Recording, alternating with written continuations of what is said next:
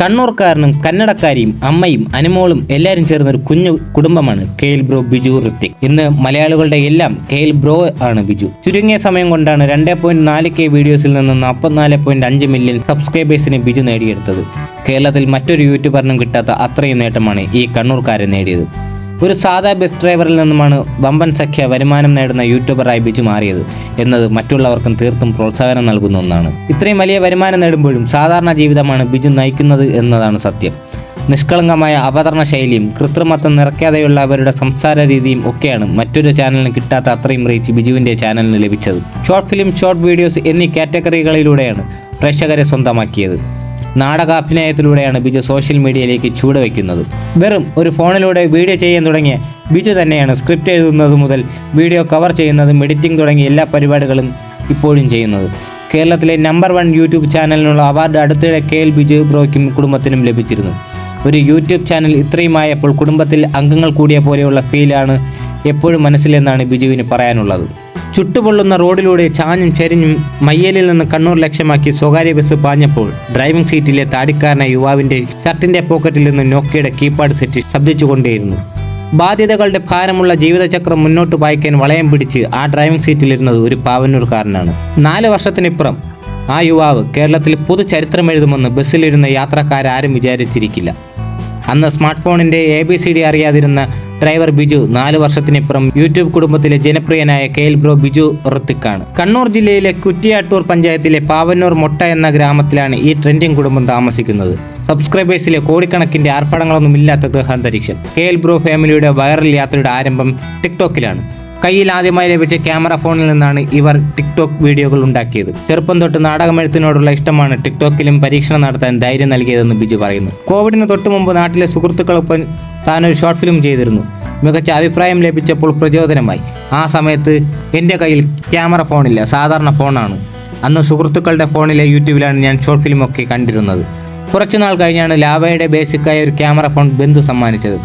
ആ സമയത്ത് സുഹൃത്തായ ജിതിൻ ടിക്ടോക്ക് എന്ന ആപ്ലിക്കേഷനെ കുറിച്ച് പറഞ്ഞു.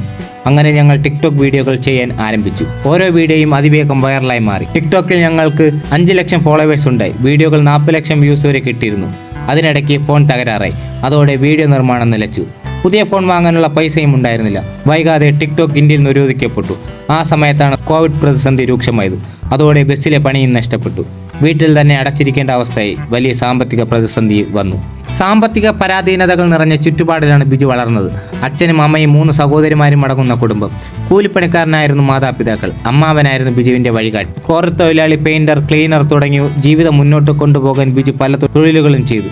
എന്നാൽ അച്ഛൻ്റെയും അമ്മാവൻ്റെയും അപ്രതീക്ഷിതമായി ഉണ്ടായ മരണങ്ങൾ പ്രതിസന്ധി സൃഷ്ടിച്ചു. ആ കാലത്താണ് ബിജു ബസ് ഡ്രൈവറുടെ കാക്കി അണിഞ്ഞത്. ജീവിത ചങ്ങാടം തുഴയാൻ കൂട്ടിനൊരാൾ വേണം എന്ന് തോന്നിയപ്പോൾ കാക്കി വേഷവുമായി വിവാഹം കഴിക്കാൻ ഇറങ്ങി. കൂട്ടുകാരിയെ തേടിയുള്ള ആ യാത്ര അവസാനം ബ്രേക്ക് ഇട്ടത് കന്നഡ നാട്ടിലെ മടിക്കേരിയിലാണ്. അച്ഛൻ മരിക്കുന്ന സമയത്ത് കട്ട ഉപയോഗിച്ച് നിർമ്മിച്ച വീടായിരുന്നു ഞങ്ങളുടേത്.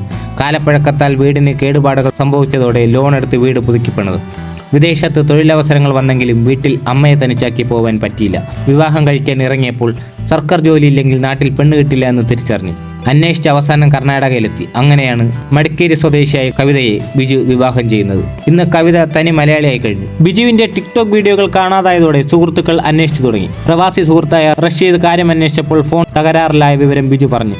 ഫോണില്ലാതെ തൻ്റെ സുഹൃത്തിൻ്റെ കലാ ഇടപെടൽ മുടങ്ങരുതെന്ന തീരുമാനത്തിൽ റഷീദ് പുതിയ സ്മാർട്ട് ഫോണിനുള്ള പണം നൽകി.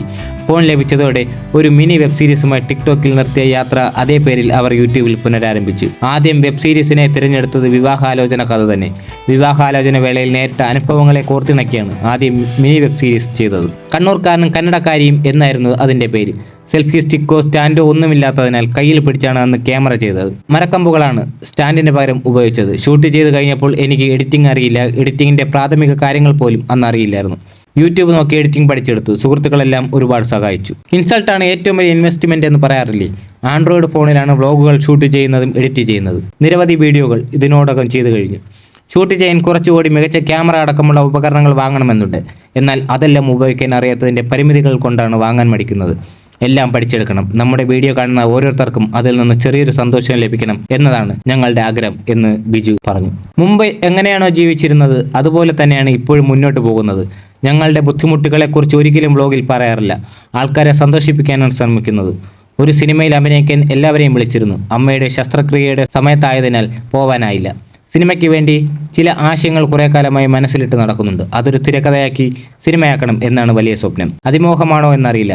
എന്നെക്കൊണ്ട് അത് സാധിക്കുമോ എന്നും അറിയില്ല. തീർച്ചയായും ശ്രമിച്ച് നോക്കും.